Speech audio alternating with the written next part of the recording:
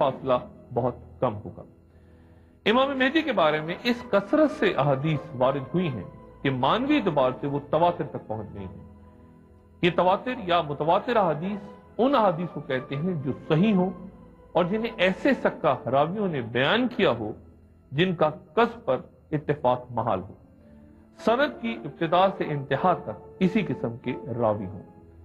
جمہور علماء کے درمیان اس سے علم قطعی ہوتا ہے جو کہ واجب اور ان پر عمل فرض قرار پاتا ہے۔ امام مہدی کی شان میں وارد ہونے والی احادیث متواتر پر ماضی و حال کے تمام علماء کا سوائے ابن خلدون کے اس بات پر اجماع ہے کہ عقیدتاً اور تصدیقاً اس بات پر ایمان لانا واجب ہے۔ مروی احادیث کی طرف توجہ دے کر صرف اسی موضوع پر 30 سے زیادہ کتابیں لکھی گئی ہیں۔ میں یہاں یہ بھی کہتا چلوں کہ امام مہدی کے ظہور کا عقیدہ معمولی رد و بدل کے ساتھ مختلف فرقوں میں شروع ہی سے چلا آ رہا ہے۔ ہمارے عہد کا ایک اہم فتنہ وہ بیانات، تحریریں اور کتابچے بھی ہیں جنہیں پڑھ کر لوگ پریشان ہو جاتے ہیں اور ان کے دلوں میں وسوسے پیدا ہوتے ہیں۔ سچ صرف یہ ہے کہ دین مکمل ہو چکا، اس کی تمام جزیات تسلیم شدہ ہیں، اور اگر اب 1400 سال بعد کوئی شخص ایک نئی بات لے کر یہ دعویٰ کرتا ہے کہ اب تک کسی نے دین کی اس بات کو سمجھا ہی نہیں اور اب اس شخص پر یہ حقیقت منکشف ہوئی ہے، تو خود یہ دعویٰ ہی اس کی سچائی جھٹلانے کے لیے کافی ہے۔ رسول اللہ صلی اللہ علیہ وآلہ وسلم نے مسیح دجال کی کامل صفات کا ذکر کیا ہے جن کا تذکرہ میں آئندہ کروں گا۔ اسی طرح حضرت عیسیٰ علیہ السلام کی صفات کو بھی حضور صلی اللہ علیہ وآلہ وسلم نے تفصیل سے بیان کیا ہے، لیکن جیسا کہ میں نے پہلے عرض کیا کہ مہدی کا نام اور ان کی صفات جو اب تک میں نے بیان کی ان کے مطابق محمد بن عبداللہ ان کا نام ہوگا، اور وہ رسول اللہ صلی اللہ علیہ وآلہ وسلم کی نسل سے بلند پیشانی والے اور درمیان سے بلند ناک والے ایک نوجوان ہوں گے۔ ظاہر ہے یہ صفات تو بہت سے لوگوں میں پائی جا سکتی ہیں، لازمی ایسی واضح نشانی ہونی ضروری ہے کہ جب ان کا ظہور ہو تو دو آدمیوں کی رائے بھی مختلف نہ ہو۔ امام مہدی کا ظہور ہرمجدون کی جنگ کے بعد ہوگا، خصوصاً 11 ستمبر 2001 کے واقعات کے بعد یہودیت کے ربیوں اور عیسائیت کے مبلغین نے اس سانحے کو انجیل اور یہودی صحیفوں میں پائی جانے والی بعض پیشگوئیوں کی تکمیل قرار دیا، اور اکثر نے افغانستان اور عراق پر امریکہ اور برطانیہ کی فوجی کارروائی کو بائبل کی ایک پیشگوئی یعنی ہرمجدون یا حق و باطل کے درمیان آخری عظیم جنگ کا مقدمہ قرار دیا۔ عجیب بات یہ ہے کہ ہرمجدون کے ثبوت کے لیے اہل کتاب کے اقوال تو تواتر کے ساتھ کثرت سے وارد ہوئے ہیں، لیکن بہت سے مسلمان تو جانتے ہی نہیں کہ یہ ہرمجدون کیا ہے اور اس خطرناک لفظ کے اہل کتاب کی لغت میں کیا معنی ہے۔ ہرمجدون عبرانی زبان کا لفظ ہے جو دو مقطعوں سے مل کے بنا ہے۔ عبرانی زبان میں ہر کا مطلب ہے پہاڑ اور مجیدو فلسطین کی ایک وادی کا نام ہے، البتہ اب یہاں کوئی پہاڑ موجود نہیں ہے۔ آنے والی جنگ کا یہی میدان ہوگا جو شمال میں مجیدو سے لے کر جنوب میں ایدوم تک 200 میل کے فاصلے پر پھیلا ہوا ہے، جبکہ مغرب میں یہ میدان بحر ابیض متوسط سے لے کر مغرب میں موہاب کے ٹیلوں تک 100 میل کے فاصلوں تک چلا گیا ہے۔ فوجی ماہرین خاص طور پر پرانے حملہ اس علاقے کو اسٹریٹجک موقع محل کے لحاظ سے بڑی اہمیت دیتے رہے ہیں۔ یہاں آباد شہر تاریخ نے 20 مرتبہ یعنی یروشلم سے بھی زیادہ اجڑتے دیکھا ہے۔ تاریخ کے صفحات میں درج دنیا کی قدیم ترین جنگ میں سن 1489 قبل مسیح میں تتموس سوئم نے اپنے لشکر کے ساتھ یہاں آباد شہر پہ قبضہ کیا تھا۔ جنگ عظیم اول کے دوران بھی یہ مقام تب اہمیت اختیار کر گیا تھا جب برطانوی جنرل ایلبائے نے 3000 سال پہلے تتموس سوئم کی حکمت عملی کو دہراتے ہوئے ترکوں کو بے خبری کے عالم میں گھیر لیا تھا۔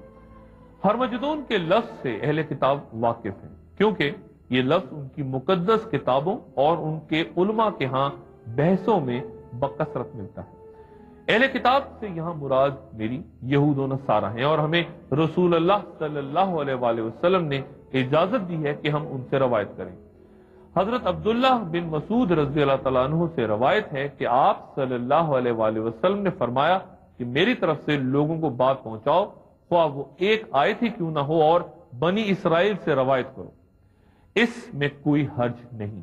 ہاں، یہاں شرط یہ ہے کہ ہم پوری احتیاط سے ان کی بات سنیں اور صرف وہی بات قبول کریں جو ہماری شریعت کے مطابق ہو، اور شریعت اس کی شہادت دے اور خلاف شریعت بات رد کر دیں۔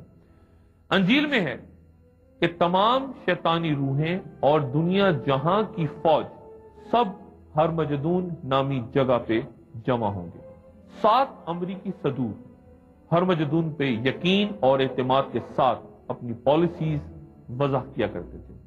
اپنی صدارتی مہم کے دوران امریکن صدر رونلڈ ریگن نے کہا کہ موجودہ نسل ہرمجدون کا مارکا ضرور دیکھے گی، یہ کل بھی رونما ہو سکتا ہے۔ اپنی اس تقریر کا اختتام صدر ریگن نے مغربی دنیا کے عوام کا خدا پر مکمل اعتقاد اور سوویت یونین کی شیطانی سلطنت پر ان کی یقینی فتح کی پیشگوئی پہ کیا۔ انہوں نے انجیل کے یہ جملے دہرائے کہ خدا نے ان کو طاقت دے دی جو کمزور تھے، تاکہ وہ عقاب کی طرح اپنے پر پھیلا کر آگے بڑھیں اور خوف زدہ نہ ہوں۔ صدر ریگن کے اس خطاب کے بعد سوویت یونین نے اپنی ایٹمی تنصیبات کو ہائی الرٹ کر دیا اور ایک انتہائی خطرناک صورتحال یوں پیدا ہو گئی کہ معمولی سے حملے کی خبر کے شک پر سوویت یونین امریکہ پر حملے کی طرف پیش قدمی کر سکتا تھا۔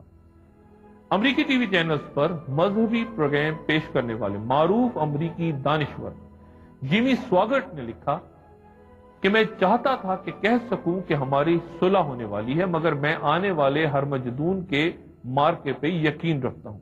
بے شک ہرمجدون آ کے رہے گا، وادی مجیدوں میں گھمسان کا رن پڑے گا، وہ ضرور آئے گا۔ صلح کے جس معاہدے پہ وہ دستخط کرنا چاہیں کر لیں، معاہدہ کبھی پورا نہیں ہوگا کیونکہ تاریخ دن آنے والے۔ اسی کتاب میں اسکوفیلڈ کا یہ قول بھی درج ہے کہ مخلص عیسائیوں پر واجب ہے کہ وہ اس واقعے کو خوش آمدید کہیں، کیونکہ ہرمجدون کے آخری مورکے کے شروع ہوتے ہی عیسیٰ علیہ السلام انہیں اٹھا کر بادلوں میں لے جائیں گے، اس طرح وہ بچ جائیں گے اور ان کو ان تکالیف کا ہرگز سامنا نہیں کرنا پڑے گا جو روئے زمین پہ جاری ہوں گی۔ یہ تو عیسائی عقیدہ ہے، لیکن یہودیت کی اصطلاح میں ہرمجدون قیامت سے پہلے رونما ہونے والے بہت سے واقعات کی خبروں پر مبنی ایک عقیدہ ہے۔ اس عقیدے کے مطابق یہودیت میں یہودی دنیا کے مختلف علاقوں سے آ کر بیت المقدس میں آباد ہو جائیں گے، چنانچہ ان کے کہنے کے مطابق اسرائیل کی حکومت اسی پیشگوئی کا نتیجہ ہے۔ پھر کچھ عرصے بعد پوری دنیا یہودیوں کی دشمن ہو جائے گی اور بہت سی قوتیں مل کر ایک ساتھ یہودیوں کے خلاف جنگ کریں گی۔ اس جنگ میں خدا خود نعوذ باللہ اسرائیل کی طرف سے لڑے گا اور حملہ آور فوج کو شکست ہوگی۔ پھر مسیح موعود کا نزول ہوگا جو دنیا کو عدل و انصاف اور امن و سکون سے بھر دیں گے۔ پھر دنیا کے 3 مذاہب ایک دوسرے میں ضم ہو جائیں گے اور تینوں بیت المقدس کے آس پاس ایک مشترکہ عبادت گاہ قائم کریں گے۔ پھر دجال یعنی اینٹی کرائسٹ کا خروج ہوگا جس کے پاس شیطانی قوتیں ہوں گی۔ یہ یہودی عقیدہ ہے۔ اس عقیدے پر قائم یہودیوں کے برخلاف ہمیں مسلمانوں کو اس مارکے کی تفصیلات اور نتائج سے اختلاف ہے۔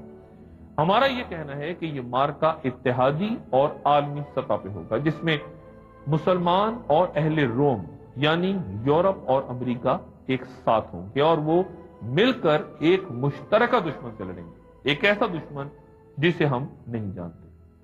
جہاں تک یہودیوں کا تعلق ہے، ہمارے ہاں یہ بات واضح نہیں کہ اس جنگ میں یہودیوں کا کیا کردار ہوگا، لیکن وہ اس جنگ میں الجھیں گے ضرور اور انجیل کے مطابق ان کی 2/3 تعداد تباہ ہو جائے گی۔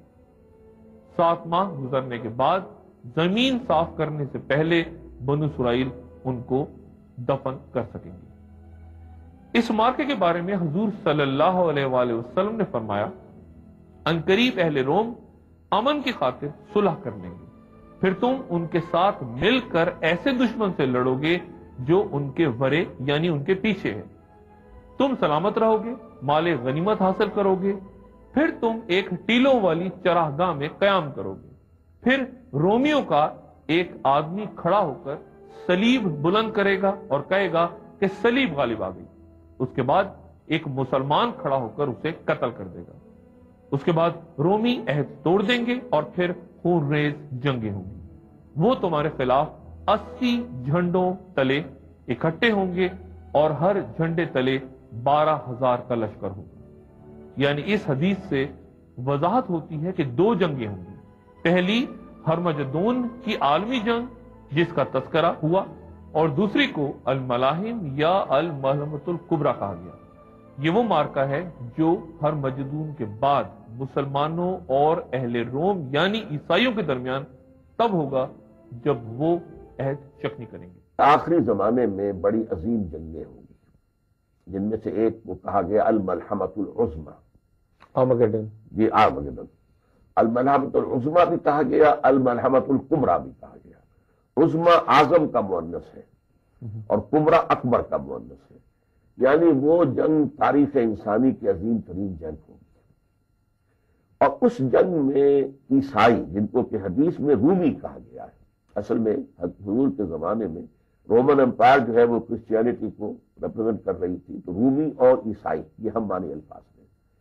तो रूमी जो है वो मुसलमानों पर चढ़ दौड़ेंगे और उनके 80 अलम होंगे और हर अलम के नीचे 12,000 फौज होंगे। यानी बड़ी कोलिशन, बहुत बड़ी कोलिशन, यानी तकरीबन 80 ममालिक की कोलिशन बन सकती है जी। और वो मुसलमानों पर चढ़ दौड़ेंगे।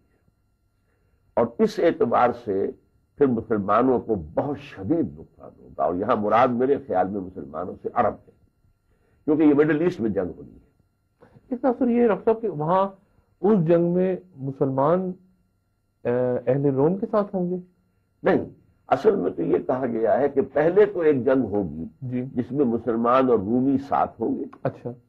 और वो एक और ताकत से जो तुम्हारे पीछे होगी, बिवरायकुम, उससे जंग करेगी। अच्छा। उसमें ये पोजीशन जो है ये फतेहयाब हो जाएगी। उसमें मुसलमान और ईसाई और यहूदी भी नहीं, यहूदी नहीं। अच्छा, रोमन्स और मुसलमान। और किसके अगेंस्ट होगी ये? उसका नाम दे दिया गया मिन वरायकुम, एक कुव्वत होगी तुम्हारे पीछे। यानी रशिया, चाइना? ये नहीं, मेरी ताबीर इसमें इराक है। अच्छा। इसलिए कि जो पहली जंग हुई है, जो खलीज की जंग हुई है 1991 में, उसमें यह था कि अरब ममालिक और अमेरिका और यूरोप सब इकट्ठे थे सद्दाम के खिलाफ।